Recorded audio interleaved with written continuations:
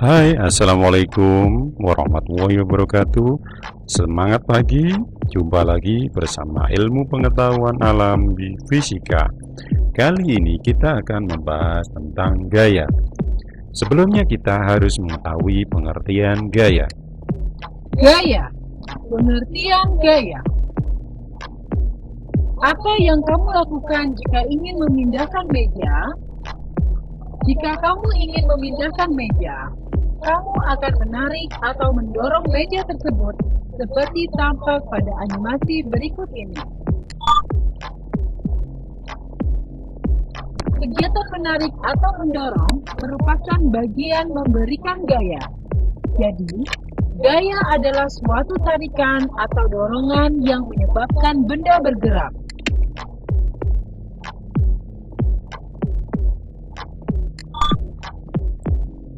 Kesimpulannya, kegiatan menarik atau mendorong merupakan kegiatan memberikan gaya.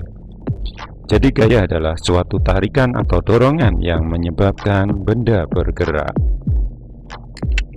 Gaya sentuh dan gaya tak sentuh. Apa yang dimaksud dengan gaya sentuh dan gaya tak sentuh? Gaya sentuh disebabkan oleh adanya gaya dan benda yang saling bersentuhan.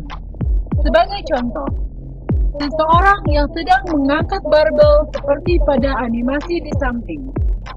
Animasi di samping menggambarkan gaya sentuh karena otot sebagai pemberi gaya bersentuhan langsung dengan benda, yaitu barbel, sehingga barbel dapat terangkat. Gaya tak sentuh adalah gaya yang bekerja pada benda tanpa adanya sentuhan. Contoh sederhana yaitu jatuhnya buah apel dari pohon. Animasi di samping menggambarkan gaya tak sentuh, karena buah jatuh tanpa disebabkan oleh sentuhan. Buah jatuh dari pohon disebabkan oleh gaya gravitasi bumi.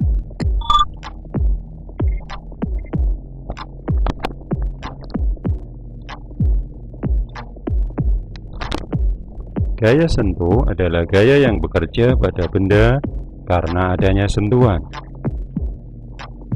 Gaya tak sentuh adalah gaya yang bekerja pada benda tanpa adanya sentuhan. Setelah mengetahui prinsip gaya sentuh dan tak sentuh, sekarang kamu tentu telah dapat membedakan tipe gaya yang bekerja pada gambar di atas.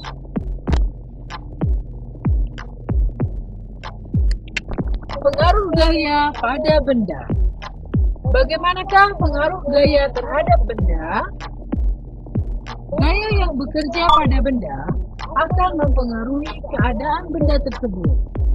Berikut ini adalah beberapa pengaruh yang ditimbulkan gaya terhadap benda. Benda diam menjadi bergerak. Bola yang dapat bergerak jika ditendang. Gambar di samping menjelaskan bahwa gaya dapat menyebabkan benda diam menjadi bergerak. Benda bergerak menjadi diam. Bola yang bergerak dapat diam jika ditangkap. Gambar di samping menjelaskan bahwa gaya dapat menyebabkan benda bergerak menjadi diam.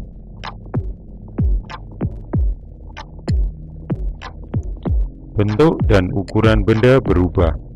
Balon yang dipegang dapat berubah bentuknya sesuai dengan tekanan yang diberikan. Hal ini menunjukkan gaya dapat mengubah bentuk dan ukuran benda.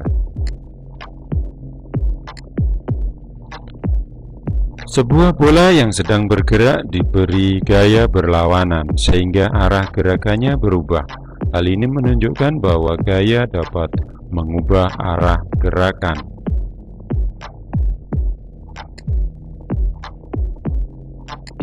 Mengukur gaya. Dapatkah gaya diukur dan bagaimanakah cara mengukur gaya? Tentu saja, gaya dapat diukur. Salah satu alat untuk mengukur gaya adalah neraca pegang. Neraca ini berintikan sebuah pegang.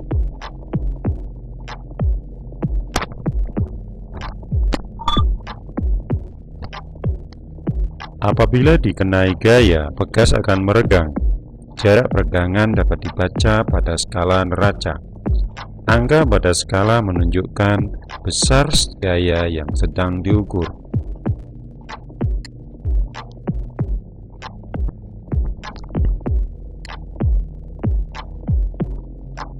Indikator pembacaan skala pada neraca bekas. Satuan gaya dalam SI adalah Newton. Nama satuan diambil dari nama seorang ilmuwan Inggris, Sir Isaac Newton. Satuan gaya yang lain adalah Dyne. 1 Newton sama dengan 105 Dyne atau 100.000 Dyne.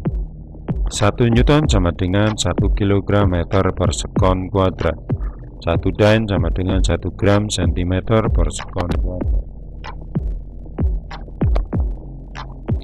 Selanjutnya, kita belajar tentang resultan gaya. Resultan gaya. Resultan gaya yang searah. Apa yang dimaksud dengan resultan gaya?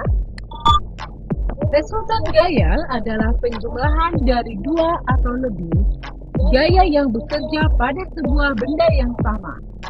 Untuk lebih jelasnya, perhatikanlah animasi berikut ini. Dua orang mendorong lemari akan terasa lebih ringan dibandingkan hanya satu orang. Hal ini menjelaskan bahwa jika ada dua gaya yang bekerja terhadap benda yang sama, maka gaya yang dihasilkan adalah penjumlahan dari kedua gaya yang bekerja. Nah, sehingga kalau arahnya sama, maka kedua gaya tinggal dijumlahkan. Jadi F1 adalah orang ke-1, F2 adalah orang yang kedua. Ini menunjukkan R adalah resultan gaya, F1 adalah gaya dari orang pertama, F2 adalah gaya dari orang kedua. Resultan gaya yang berlawanan arah. Apa yang terjadi jika dua gaya yang bekerja berlawanan arah? Untuk menentukan resultan gaya dari gaya-gaya yang berlawanan dan bekerja dalam satu garis kerja, gaya yang lebih kecil bernilai negatif, sedangkan gaya yang lebih besar bernilai positif. Dengan demikian, resultan gayanya akan searah dengan arah gaya yang lebih besar. Orang di sebelah kiri gayanya 5 Newton, orang yang sebelah kanan gayanya 10 Newton. Maka resultan gayanya,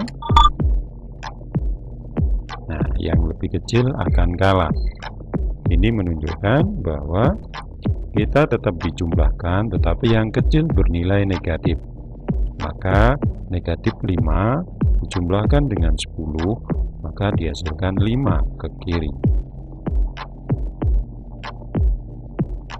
Demikian penjelasan mengenai gaya. Semoga bermanfaat. Saya akhiri. Wassalamualaikum warahmatullahi wabarakatuh.